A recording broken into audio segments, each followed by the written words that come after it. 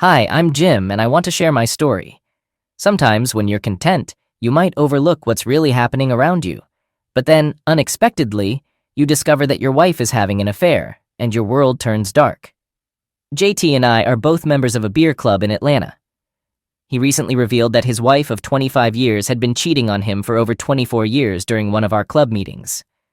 One piece of advice he gave, which I ignored, was to take off your rose-colored glasses and examine your marriage. My wife Karen and I have been married for almost 28 years and have 3 children. Life was good. My wife Karen is the only child of Ben and Alice Thompson and comes from a wealthy and well-known family. Although she's 49, she could easily pass for 35. I'm not entirely sure if I'd describe my upbringing as middle class, but I was raised in a loving family in a small town near Atlanta. I'm the younger of 2 boys, and we grew up next door to my grandparents. My father worked at my grandfather's hardware store, and my brother Ken and I helped out after school and on weekends. Ken went on to attend Georgia Tech and is now an electrical engineer in South Carolina. Following in my brother's footsteps, I also attended Georgia Tech as a computer science major. Every small town has its wealthy kid, and in our case, that was Joey. Joey and I have been best friends since we were 3 years old. While I attended Georgia Tech, Joey went to Emory. We often set each other up on dates when we visited each other's colleges, and Karen happened to be one of the blind dates Joey arranged for me. She was the only one I called for a second date. As seniors, we spent as much time together as our schedules allowed. One thing I knew for sure was that I wanted to spend the rest of my life with Karen. However, there was one issue I needed to address before proposing. I was raised to work hard and provide for my family, but Karen came from a wealthy background and had never worked a day in her life. I couldn't bring myself to rely on her parents' assistance. Fortunately, she agreed to marry me, and we embarked on our journey as an independent couple. I had saved up part of my earnings to buy Karen an engagement ring. The day after I proposed to Karen, we shared the news with her parents. Karen and her mother were thrilled and immediately began planning the wedding. Karen's father and I had a conversation in his study about my career plans after graduation. I informed him that I had accepted a job with a large corporation in Atlanta, which seemed to please him since he was acquainted with the company's executives. After spending about 2 hours together, we said our goodbyes, leaving Karen and her mother to organize the wedding over the next 14 months, while I focused on launching my career. 3 months after we shared our plans with Karen's parents, Ben, her father, invited me into his study. He expressed his fondness for me and acknowledged Karen's love for me. However, as a father, he felt the need to protect his daughter and family. I sat there, puzzled about what he was getting at. He handed me a document, explaining that it was a prenuptial agreement he wanted me to sign. I could hear my father's voice echoing in my head, advising me never to sign anything without reading it thoroughly, asking questions, seeking advice, and giving it careful thought. I took my time reading through the agreement while Ben patiently waited. The document stipulated that if our marriage ended within the first 5 years, I would receive $100,000, but wouldn't be entitled to any other assets from Karen or her family. Every 10 years, the monetary limits would increase, with the maximum reaching $5 million on our 25th wedding anniversary. I sat there, dumbfounded, trying to figure out how to respond. After a few minutes, I addressed him saying, "Sir, I love your daughter and plan to spend the rest of my life loving her. However, the practical side of me understands your perspective. I'll take this with me and think it over." He nodded and replied, "Good, I'll await your response." My father has always been my go-to person for advice, so I visited him next.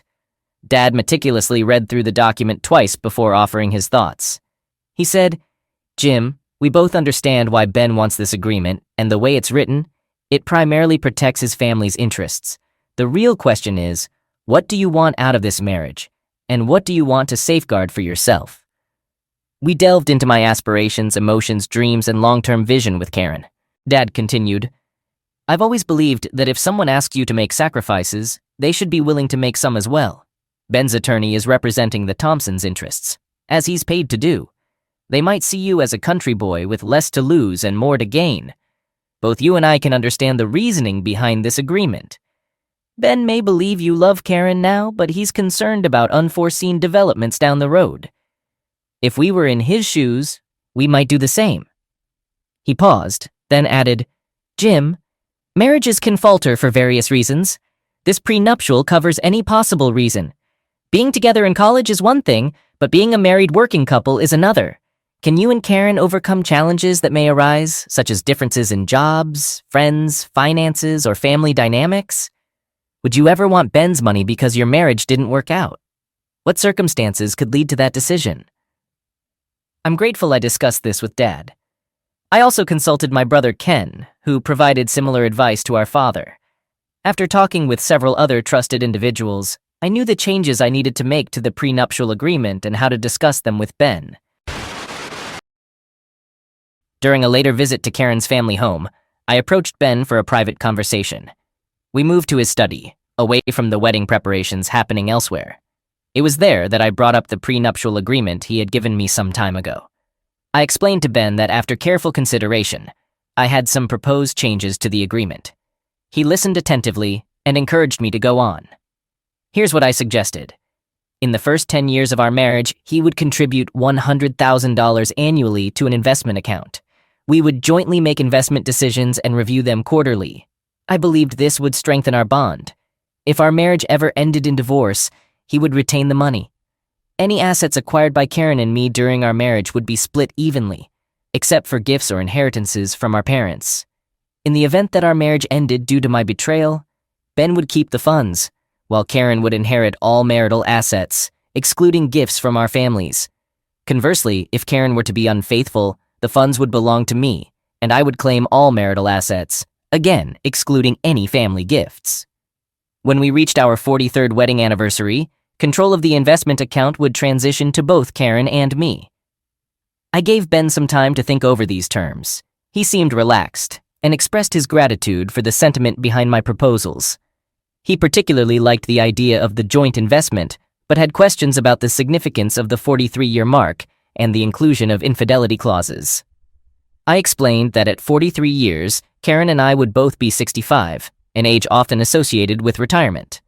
Regarding the infidelity clauses, I clarified that while irreconcilable differences could lead to a divorce without blame, adultery represented a deep breach of trust, something I believed a marriage could rarely recover from. Ben understood my perspective and promised to draft a revised version of the agreement. A couple of weeks later, Karen was informed about the updated prenuptial terms. While initially surprised, she came to appreciate the thoughtfulness behind the clauses. After a thorough review, she asked for my thoughts on it. I confirmed my comfort with these stipulations and reiterated my reasons for them, especially emphasizing the emotional weight of adultery. Following this, Karen and I celebrated our love with a magnificent wedding, followed by an unforgettable honeymoon. We've been married for nearly 28 years and have 3 children. Our oldest, Dan, is 26 and named after my father. He's working for one of Ben's companies, where Ben is grooming him to take over the family businesses. He's also been accepted into an MBA program starting this fall.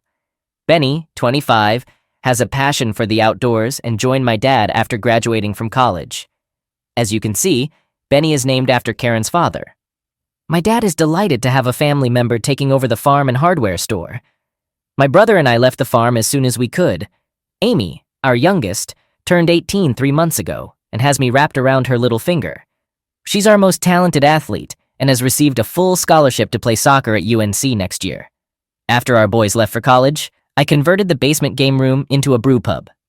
Karen and I enjoy hosting gatherings, and the pub has become a hit with our family and friends. For the past few months, I had felt that someone might be pilfering my beer. I never maintained a strict record, but there was an uneasy feeling in my gut. As I was organizing beers for a beer club gathering, I found myself short of IPA bottles. During the meeting, I confided in Fred Jones about my growing suspicion regarding my 18-year-old daughter possibly taking my beer from the pub. Fred inquired if I allowed my daughter to consume beer.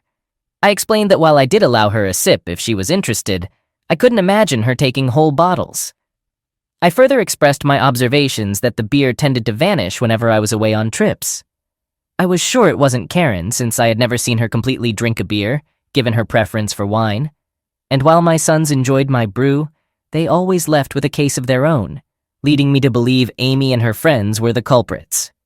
To this, Fred suggested installing a motion-activated camera in the pub to potentially catch her red-handed. Impressed by the idea, I inquired if he could set it up the following morning when Amy would be at school. He proposed 11 a.m. as a suitable time, to which I agreed. True to his word, Frank was there on time the next day, getting the system up and running within 15 minutes. He also took some extra time to guide me on its operation. He wondered if I intended to inform Karen about the surveillance setup. I voiced my concerns about her possibly letting it slip to Amy, so I had decided against it.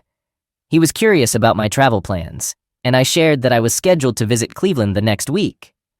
Before parting, he wished me well and hoped the system would provide the evidence I sought. With everything in place, we left the pub and decided to grab some lunch.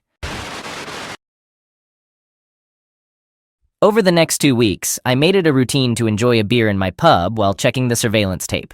However, all I ever saw were the cleaning crew who came in on Tuesdays and Fridays, along with myself. Returning from my Cleveland trip late on a Friday night, I had to spend the day at the office.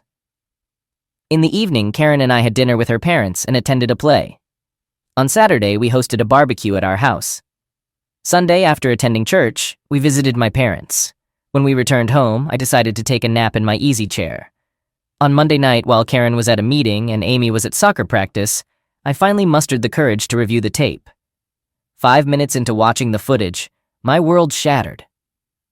I had expected to see Amy and her friends, but instead, I witnessed Karen entering my pub, hand in hand with Jerome. Jerome, along with his wife Diana and daughter, had moved into our neighborhood about 8 months ago. His daughter Nicole had quickly become friends with Amy. As I watched, I saw my wife, bent over the arm of my favorite chair, intimately involved with Jerome.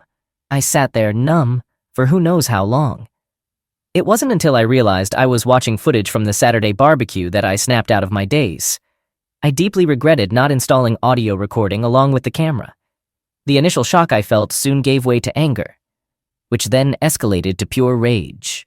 I remembered my father's consistent advice about tackling problems with a level head, cautioning against making decisions in the heat of anger. He had often emphasized doing thorough research, understanding the crux of the issue, and then deciding on a course of action. He believed that decisions made in anger were often regrettable. Knowing this, I was determined to gather irrefutable evidence. As I waited for the tape to rewind, I tried to control my emotions by taking deep breaths, bracing myself for another viewing of the distressing footage. It was clear from their interactions that this wasn't a one-time occurrence. The sequence showed them sharing a beer and engaging in a casual conversation. As events unfolded, Jerome dressed up, Karen got him another beer, and she too dressed, all the while the man leisurely sipped on my beer.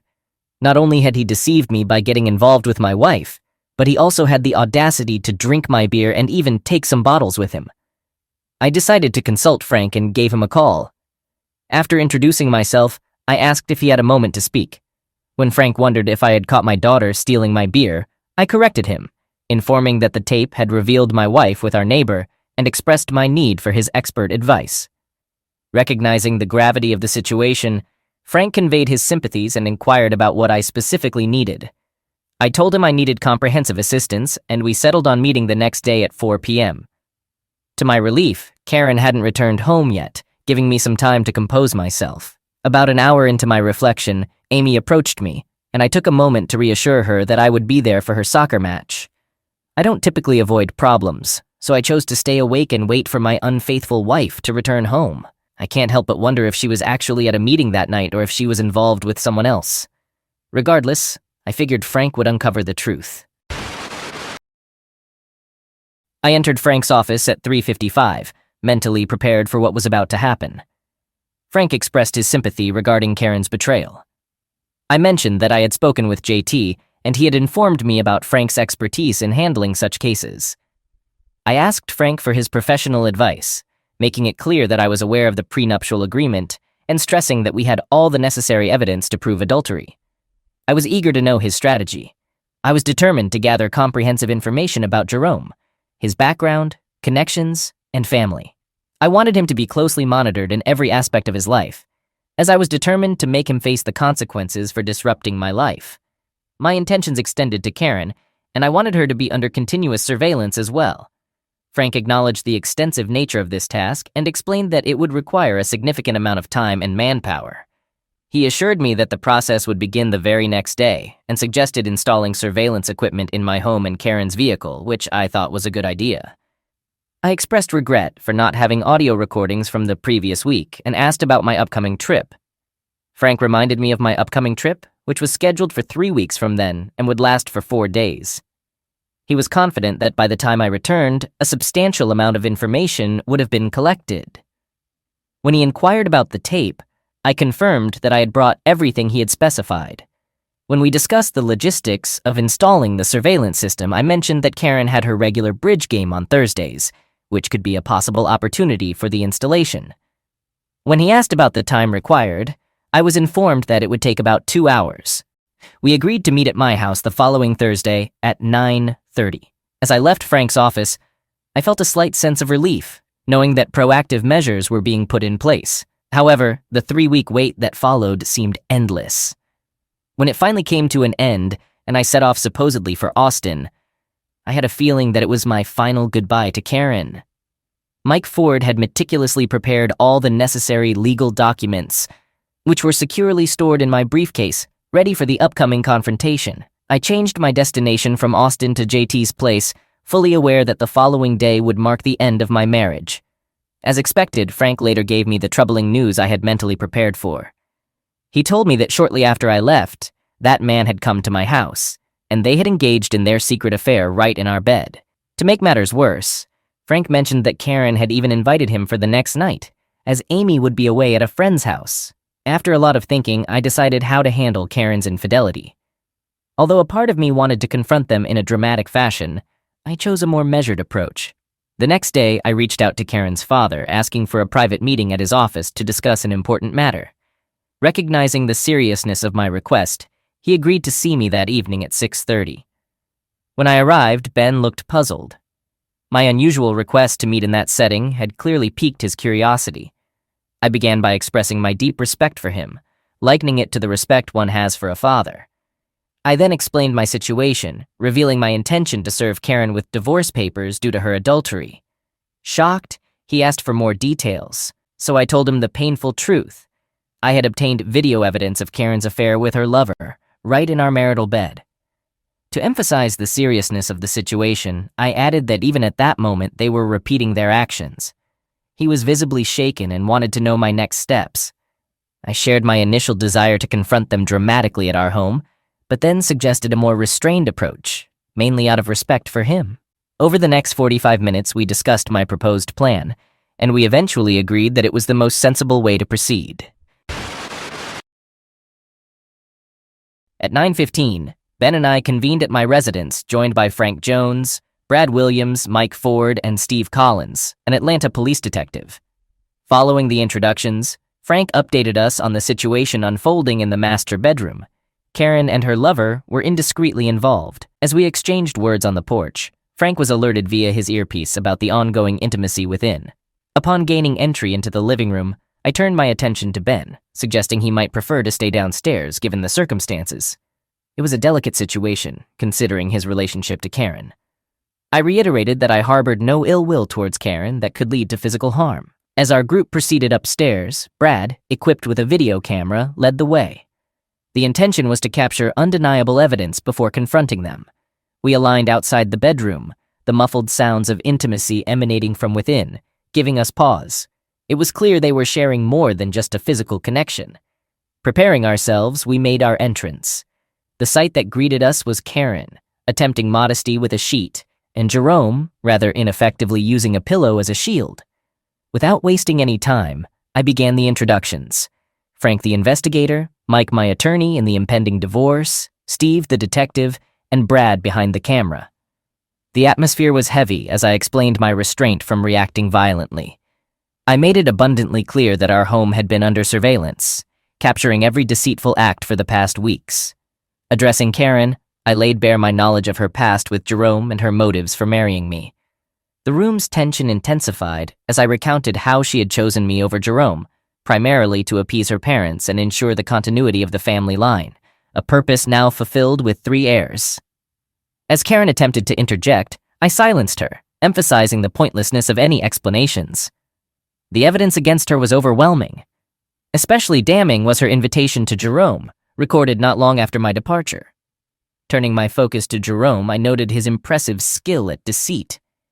I relayed how he had been closely watched for the last few weeks, alluding to a comprehensive report about his background and activities.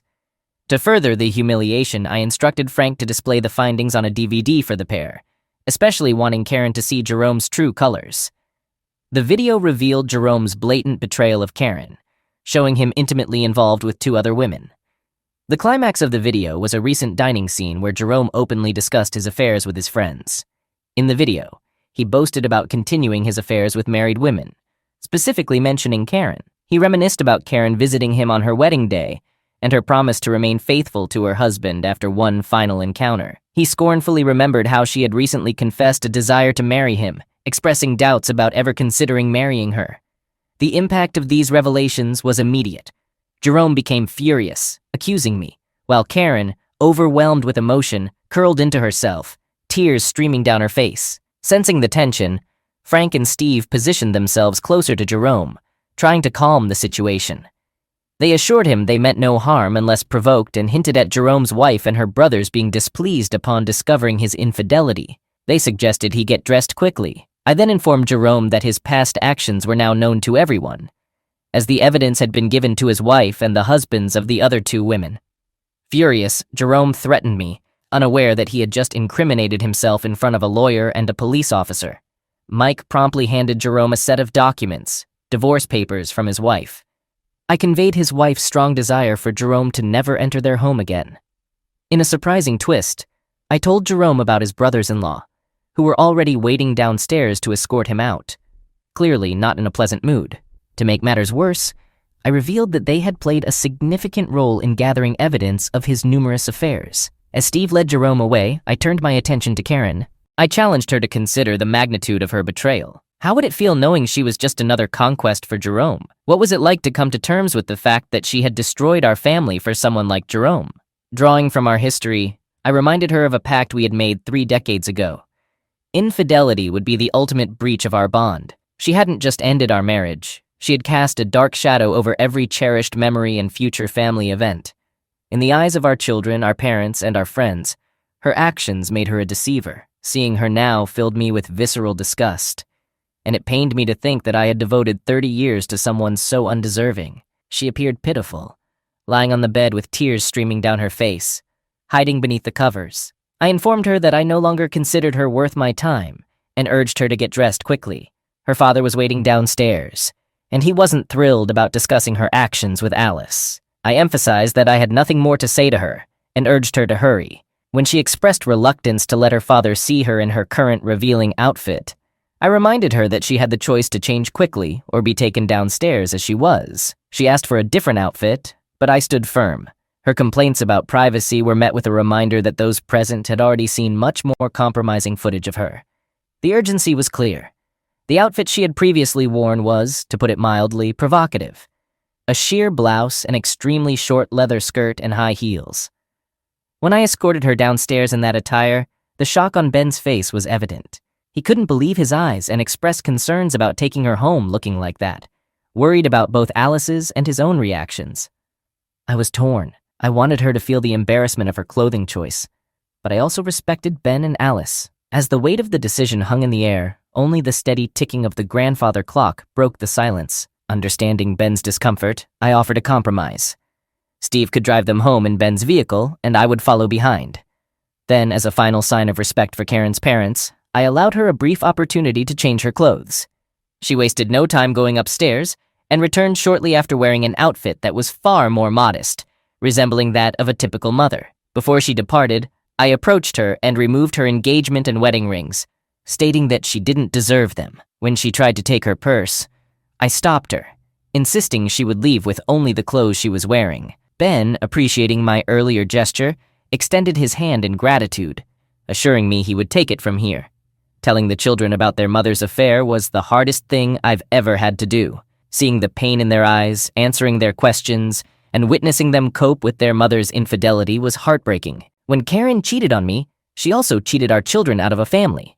My parents' reaction mirrored that of my children. Amy turned down her soccer scholarship from North Carolina to join the Emory soccer team so she could be closer to her daddy. Our compromise was that she could attend Emory, but she had to live on campus with her teammates. She helped me remodel the master bedroom and purchase new furniture for my pub. When she's not home, I sleep in the guest room. Dan and Benny visit and check on me more frequently than before. One of the things I enjoy the most is that they take turns accompanying me to my beer club meetings. Benny has taken on the challenge of growing some hops for the beer club. We're organizing a competition to determine who can brew the best beer using Benny's hops. I'm aware that Amy keeps an eye on me and ensures her brothers stay in touch with me. Following advice from our attorneys, Karen and I opted for a no-fault divorce. Ben agreed that I had sufficient evidence of Karen's adultery and didn't need to file for divorce on grounds of adultery to gain control of the investment fund per the prenuptial agreement. This way, Ben, Alice, and Karen avoided the embarrassment of a public trial. I did permit Ben and Alice to go through Karen's belongings and take her personal belongings. A couple of months after the incident, Karen's father, Ben, got in touch with me, wanting to have a face-to-face conversation at his office. This was a bit surprising since Ben and I usually just had phone chats. For nearly 25 years, he had been trying to get me involved in their family business. I had consistently declined his offers, always emphasizing my desire to make my own way rather than relying on his success. However, during this meeting, Ben brought up the idea of me joining the family business again. I quickly let him know I wasn't interested, reminding him of my long-standing stance on the matter. Ben understood my previous refusals, but stressed that the current situation was different. He mentioned his age, the fact that his son Dan wasn't ready to take over for at least another 10 years, and his belief that I would naturally step in if he couldn't. He also talked about how Karen's actions had deeply affected his wife, Alice, who felt humiliated and had withdrawn from her social circle. Her therapist recommended a change of environment for her well-being. Given all this, Ben expressed his wish for me to temporarily take over his role and mentor Dan for the future. I expressed my sympathy for Alice's situation and asked him to pass on my feelings to her. I also told him that I couldn't give him a definite answer right away and needed some time to think it over. Ben understood, but was eager to speed up the decision-making process for Alice and Karen's sake. He asked for a time frame for my decision, and I agreed to meet again in 3 days. Before we wrapped up the conversation, he playfully mentioned my habit of consulting with my father for major decisions, emphasizing our meeting in 3 days. 3 days later, I let Ben know that I'd be accepting his offer. Dan is excited about his role in overseeing the family business, but as Ben rightly pointed out, he's still a few years away from being ready to take over. Ben and I meet with Dan, Benny, and Amy once a month to discuss family business matters. This arrangement allows Ben to stay updated on what's happening, and it provides Dan with a support system he can turn to for advice, similar to how I consult with my dad and brother. Karen moved to Florida with her parents and stays in touch with the children. Dan and Benny make several trips to Florida each year to visit Karen, and Amy spends a couple of weeks with her during the summer. Karen also attends several of Amy's soccer games but keeps her distance from me. Alice is making progress but won't be returning to Atlanta. I'm not sure what happened to Jerome. His wife divorced him, and to the best of my knowledge, he relocated out west. He was involved in at least 8 divorce cases and is financially ruined. Jerome not only ruined his own life, but also destroyed many marriages. I suppose I shouldn't place all the blame on him. Those women made the choice to cheat on their husbands. They were not coerced. They planned their affairs in advance and share responsibility with Jerome. I hope to find someone to love in the future. I miss being married and having someone to hold, talk to, and share my love with. Until that happens, I'll wake up each morning, express gratitude for my children, and approach life with a forward-looking perspective rather than dwelling on the past.